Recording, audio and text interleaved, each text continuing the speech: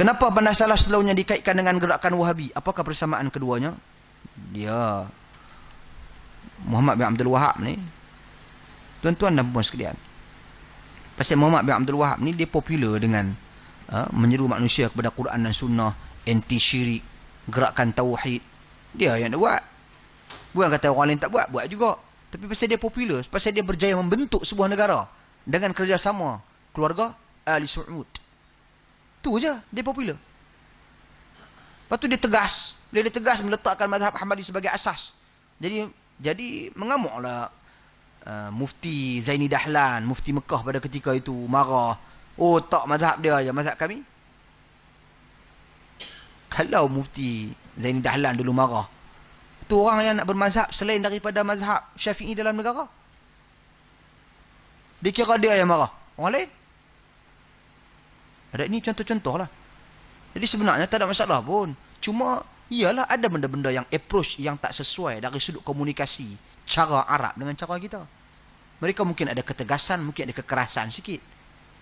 Dengan cara kita ni mungkin kita nak kena lunakkan gerakan dakwah kita bagaimana, nak kena susun atur semula penjelasan kepada masyarakat secara berperingkat. Dikaitkan dengan Salafi pasal apa? Salafi Wahabi. Ini Salafi jenis Wahabi ni pasal apa? Pasal Wahabi Saudi je. Tu je. Itu je hubung kait dia pun. Syekh Albani Salafi ya. Tapi sepatutnya tak boleh panggil Syekh Albani Salafi Wahabi. Tak boleh. Tapi pasal Syekh Albani pun mengangkat dan memuji tulisan-tulisan Syekh Muhammad bin Abdul Wahab, dia jadi Wahabi.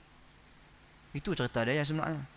Tapi kita di Malaysia ni lain sikit. Kalau entah pergi solat di Masjidil Haram, Masjid Nabawi, di negara-negara Arab, kalau solat entah angkat tangan baca kunut, orang kata entah mazhab Syafi'i. Dan orang yang tak angkat tangan masa kunut, entah mazhab Hanafi. Contoh ni. Tapi peliknya bila main Malaysia, baca kunut mazhab Syafi'i, tak baca kunut mazhab Wahabi. Dah lain. Nampak sangat kita tak mengaji. Lepas tu bila ada cerdik sikit dah hari ni, kita bukan ni, kita tahu kata tu mazhab Hanafi. Kita marahnya orang yang membid'ahkan kunut. Ni juga nasihat kepada ustaz-ustaz kita juga, tuan-tuan dan puan sekalian. Cara approach penjelasan kita kepada masyarakat. Ni kita masuk-masuk dia, kunut bid'ah, apa buat? Bid'ah. Apa ni? Yang tu yang tarik toleh pun faham lah penjelasan dan kaedah bagaimana cara kita nak terang. Saya muhasabah lah untuk diri saya juga dan kita semua. Memanglah masa kita cekang tu kita syok, anak murid kita kemas belaka. Kita tak sedar rakam masuk YouTube. Bila rakam masuk YouTube, kita sedang lakukan persembahan untuk orang yang pelbagai latar belakang.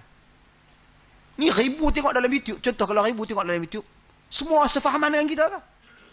Semua ada ikuti pengajian kita secara keseluruhan ke? Masuk YouTube, pengajian tu di-cut. Orang 2 jam, 3 jam ni nak cari rating tinggi payah. Tuan-tuan, ini realiti berlaku dunia pada hari ini. So kita pun kena bijaksana lah juga. Yang hari pertama masuk masjid, bid'ah habis dalam mengajak sampai subuh, tribai kunut subuh pula. kita ni itu metodologi dakwah. Metodologi dakwah, approach kita. Jadi kita kena akui kelemahan kita dan kita pun kena bagi tahu depa juga ini benda khilaf. Jadi tak perlu salahkan orang yang tak berkunut dan orang yang berkunut dan tak perlu salahkan orang yang tak berkunut dan tak perlu salahkan orang yang berkunut dalam konteks hari ini. Dalam erti kata khilaf yang masih dalam ruang lingkup kaedah penggunaan ataupun memahami nas-nas yang ada. Kalau kita nak kata tak boleh, hadis tu dhaif. Mazhab Syafi'i mengharuskan beramal dengan hadis dhaif. Boleh mendahulukan hadis dhaif daripada pandangan manusia. Itu metod dalam mazhab Syafi'i. Nak bertengkar pula. Jadi tuan-tuan dan puan sekalian, banyak benda yang kita kena perhatikan dan nilaikan. Wallahu a'lam. Persamaan Wahabi dengan Salafi ni tak ada. Dia Wahabi ni merujuk pada Muhammad bin Abdul Wahab ya. Tu pun orang tak kenal dia tak mana pun. Wahabi tu apa? Wahabi tu ni bahaya. Pasal apa bahaya? Tak tahu ni. Dia orang kata gagap nak cerita, tak tahu Wahabi tu apa. Wahabi ni, dia macam tuyul. Nampak tuyul? Oh, takut curi duit. Siapa pernah kena curi duit dengan tuyul? Berapa persen lah, wallahualam, ada orang gedak nak curi. Oh, ni hantu ni. Oh, hantu ni bahaya. Hantu langsiak ni apa semua. Nampak? Bila dia kacau. Dia takut yang dicipta-cipta. Dia takut benda yang tak tahu, tak nampak apa. Macam Wahabi nampak? Bahkan merugikan manusia. Bila bercakap tentang dia, duk tuduh dia bunuh orang, dia sembelih ulama lah, apalah, hentam dia benci, dia dah meninggal dunia. Tapi berani hampa bercakap benda-benda yang, oh ni tulisan, ada ratus kitab yang kritik dia. Tuan-tuan rumah sekalian, kitab yang kritik tak payah habaq ha? Kitab yang kritik ni tak payah habaq. Kalau kita nak kata kritik, contoh Al-Imamul Bukhari dikritik. Ramai ilmuwan di zaman dia menolak dia. Dia pun mati dalam buangan Imam Bukhari rahimahullah. Disebabkan Syiah menolak dia. Adakah berarti seseorang tu bila dikritik berarti dia jahat? Tak semestinya. Tengok isu apa, tengok hujah apa. Sebab tu saya dalam program baru-baru ni saya jawab ada beberapa isu. Bukan masalah nak pertahankan Muhammad bin Abdul Wahab. Kita sebenarnya tak ada masa nak cakap isu ni. Kita ada isu yang lebih besar. Yang lebih besar maknanya kitab-kitab ulama terdahulu yang agung. Karya lagi besar. Tak apalah nak mengkeli, nak bergaduh Muhammad Wahab ni tak apa. Kita tak tepi Muhammad Wahab. Kita ambil kitab-kitab ulama-ulama yang agung. Zaman salafus salih. Kita ambil, kita keluarkan balik. Kita susun balik. Jadi itu isu dia. Tapi pun hampa tak pernah baca buku Muhammad Wahab. Saya pernah mengajak satu masjid di satu surau di sebelah KL. Tuan-tuan, usul salasah ya. Tapi saya mengajak, saya tak perkenalkan lagi pengarang. Ajak baca habis. Habis semua sampai al-aslu thalith, asal usul yang ketiga, iaitu mengenal Rasul sallallahu alaihi wasallam. Lepas tu habis mengenal cerita tu, saya tanya dia, bagus tak kitab ni? Masya-Allah Ustaz, nampak tu tentang mengenal agama, mengenal Allah, mengenal agama, mengenal Rasul, bagusnya masya-Allah. Bagus ya. Ada yang tak bagus tak? Bagus. Ha, saja hari ni kita perkenal mengarang dia siapa? Syekh Muhammad bin Abdul Wahab. Siapa dia Ustaz? Wahabi tu ke? Huish, Wahabi. Ni buku Wahabi.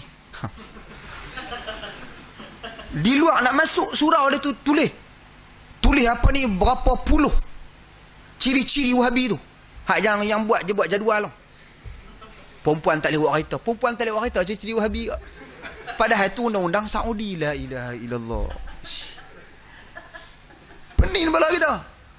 Gerak-gerak jari Wahabi ni, ciri-ciri Wahabi. Saya tengok, awak tak tahu. Kita mengajak buku Wahabi. Buku Muhammad bin Abdul Wahab. Ni kalau orang dia sensitif, pelik-pelik, dia bersangka buruk. Dia tak mau baca dah. Dia tak mau tengok dah. Pemikiran bawa bahaya kepada terorisme. Tu saya kata terorisme ni. Tu dia kata ISIS mereka adalah gerakan Wahabi, ini Salafi apa semua ni. Ini bahaya pemikiran ni. Lah. Pelik tak tuan-tuan? Cuba perhati baik-baik. Kita hukum orang lain kerana orang tu ikut dia. Cuba.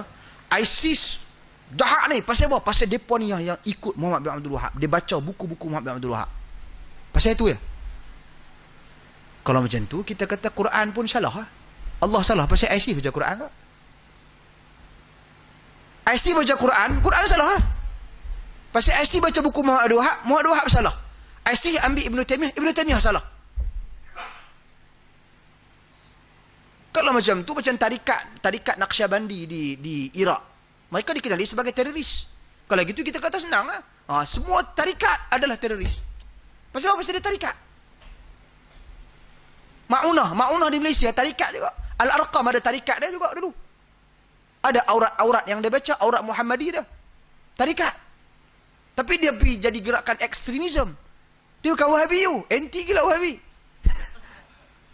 Jadi senang. Adakah simplistik kita boleh membuat satu penilaian bahawasanya semua tarikat Sufism akan menjadikan seseorang itu terorisme? Tak boleh. Tu Kristian, agama Kristian yang berlaku di Norway, pembunuhan, aktivis pelampau Kristian, bunuh berapa ramai orang, tembak habis orang semua. Ekstrim. Kristian agama yang menyeru kepada teroris. Kenapa tak sebar macam tu? Lepas tu ni di Rohingya, apa yang berlaku apabila gerakan Buddhism yang bunuh orang-orang Islam kat sana? Kenapa kita tak hukum Buddha seluruh dunia adalah teroris? Nampak ada popok ni jahat ni yang cuba hubungkan salafi dengan terorisme dan sebagainya. Oh, mereka ni ekstrim, mereka ekstrim pendapat mereka saja betul, yang ni semua bid'ah. Daripada bid'ah itulah yang akhirnya menjadi kepada kafirkan orang, daripada kafir itu kan orang itulah dia jadi kepada bunuh halal darah orang. Tu dia pergi buat simplistik je. Jadi tuan-tuan dan puan sekalian, kita tak seperti itu. Kita cakap balik Quran sunnah berdasarkan salafus salih. Salafus salih zaman Nabi, sahabat Nabi, tabi'in. Kalau orang faham benda ni, orang tak ada masalah. Tapi masalahnya beberapa penyangak ni duduk keliling manusia-manusia yang pembuat dasar beberapa orang ni, cucuk ni lah Wahabi sesat, ni Wahabi sesat ni kafirkan orang semua. Padahal depa duk sibuk duk kafirkan orang. Kita tak ada masa nak bincang, nak mengkelibat tahlil. Pasal tahlil tu ya tuduh orang teroris. Pasal orang tak buat talqin teroris tu. Apa ni? Kita pun tak setuju ada ustaz ada orang lebih mengajak, ni talqin ni bid'ah, siapa buat masuk neraka? Kita pun marah, apa ni sampai mengajak ambil lagu tu? Tak setuju dengan talqin, sudahlah. Carilah benda-benda lain yang boleh dekat dengan manusia. Tauhid, fokus pada akidah. Jadi kita pun strategi itu kita kena perbetulkan dan luruskan juga, tuan-tuan dan puan sekalian. Wallahu alam. Last soalan ni.